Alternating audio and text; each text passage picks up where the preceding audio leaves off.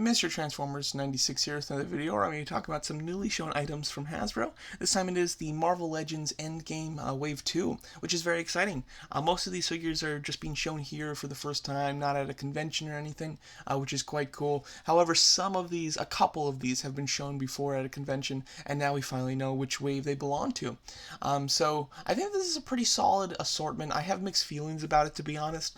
There's some things that I really like about it, and some things just don't interest me much. But let's get started on it. Here's the full wave, of course, but we'll have closer images of each of them. Let's start off with the less interesting ones, the comic ones. So starting off here, we have Rock Python. He's one of the Serpent Society members, which, you know, it's nice if you're building a Serpent Society kind of team. I do have the two Serpent Society characters that they've released before, but I'm planning on even just selling them in a lot. I don't really need them. I love villain teams, don't get me wrong, but the Serpent Society has never really done much for me.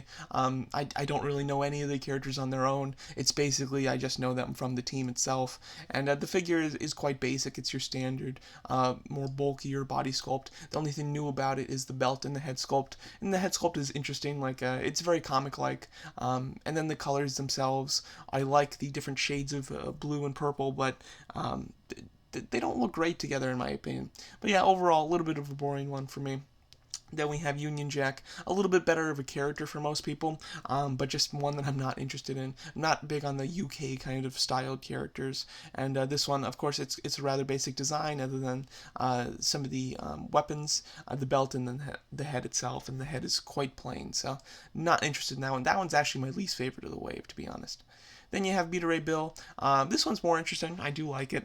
The 3 3/4 inch version, I really like that figure. I think it's a really nice one. And this one's pretty decent. The torso looks a bit plain to me. I'd like to see a little bit more detail happening there. The 3 3/4 inch one has even more detail on the torso. But the cape itself looks quite cool. The head sculpt looks nice. I'm hoping it has an articulated jaw. I think that's pretty necessary. And again, the 3 3/4 inch one did have that as well. His hammer looks quite nice. And yeah, overall a decent looking figure. I don't need it myself. I'm trying to get away from comic figures for the most part and just try to stick with more of the movie ones. However, it does look like a decent figure, so I do like the design of it. And then we have, in my opinion, the best comic figure of the wave. It's a very classic looking Loki, which is cool. This is one that I wouldn't mind picking up myself. It's again a standard design for the actual body, but you have the neck piece, which is completely new. The head sculpt, which is completely new, and it's very interesting as well. I do like the big smile, the high eyebrows, and then the kind of ponytail that's flowing. I think it looks quite nice. The horns look good, and then the sword that he comes with looks new as well, and it's quite neat. I like the kind of little gem that's in there, the green gem. Overall, just classic as classic can be as far as Loki's concerned, and I think that it does look quite nice. Then we get into the movie figures. This is the one movie figure that we have seen before. It's Shuri, which was always confusing to me as to where they were going to end up releasing her, because obviously they did start showing her when they were showing the Wave 2 for Black Panther figures, so it seemed obvious that she'd be in that assortment, and then she wasn't, so it was like, well, where are they going to stick her? But I guess here's where they're going to finally put her. Obviously, she was in Endgame and in that final battle. Figure looks pretty nice. Head sculpt's okay. I think that it could definitely be better. I think this is probably one of the worst angles I've ever seen for it. It looks really bad here. I know that some of the in-person shots of it, though, at conventions looked better than this, but it still didn't look perfect. The kind of weapons that she comes with do look quite nice. The little Panther repulsors for her arms, and again, these are weapons that she used in the film as well. They look cool, and I like the fact that they have like a bit of an energy blast that you can represent kind of shooting out. I assume and I hope that you can remove them and just have her regular arms, though. I don't see any reason that wouldn't be the case.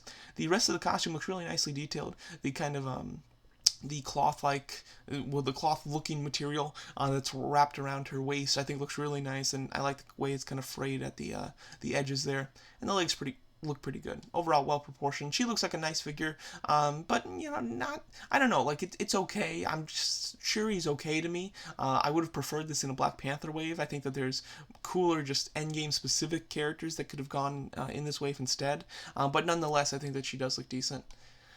Here's the figure that I'm most looking forward to in the wave, including the Build-A-Figure, is the War Machine. Now, it's obviously done in a concept art form. I don't know if they intentionally misguided the merchandisers, or if this was just like what they were originally going to do or what the deal is, but this is obviously in his War Machine colors, which that's how they advertised the film when they showed this armor. It was in the War Machine colors. However, in the actual film, of course, he's in his Iron Patriot red, white, and blue colors. So to be honest, I like this better. I would have much preferred them to just go with this in the movie. I don't know why they went back to the Iron Patriot design. It wasn't a big hit in Iron Man 3, and I don't know why you'd ruin like one of the coolest looking War Machine armors with those stupid colors. But what are you gonna do? Overall, I think that the design of this figure is tremendous.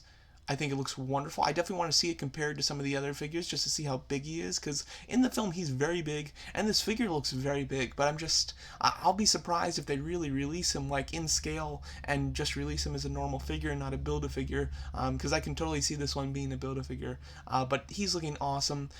Does it say dog on his chest there? I can't see what that writing is. I wonder what that's supposed to stand for. But I really like the design of this armor. It's extremely bulky. The helmet is really cool. The kind of blaster that he has on his shoulder looks awesome, and then he's got extra blasters on his kind of forearms there, looking great. This looks like a fantastic looking figure. Obviously 100% a completely new sculpt, and just really cool. The only thing I could have ever asked for it is an alternative head that has Rhodey's head sculpt underneath, but considering this guy's so big, there's no way he's going to come with any accessories. But I can't wait for this figure. Definitely the figure that I'm most looking forward to in the wave, and it looks awesome. Just again, I'm disappointed that it's not movie accurate in the colors. However, I like these colors more, so it's kind of a trade-off, but great looking figure. Very excited for that one. And then the next one, this is my second favorite figure of the wave. It is Rescue, the Pepper Potts armor, looking quite nice. Now, I find it interesting that her color scheme has almost like a goldish look. I think it should be a little bit more silver. It might just be the coloring that they went with here, or it might just be the coloring from the lighting in the picture here, but it definitely looks a lot more gold and silver, and I believe it should have more of a silverish look to it. But overall, I think that she looks quite nice. The color scheme itself is quite good. It does look like it almost has like a pearlescent type of feel to it, which is nice. My only big complaint is looking at the lower torso here, it looks like the color scheme is a little bit different. That might just be the lighting again, but the rest of the color scheme looks very uniform, and then the torso looks a little bit lighter than everything else, so I'm hoping that in person it doesn't have that look to it. But overall, it looks like quite good figure. Articulation looks great as well. Head sculpt looks nice. I do hope that we get an alternative head sculpt for Pepper Potts, though.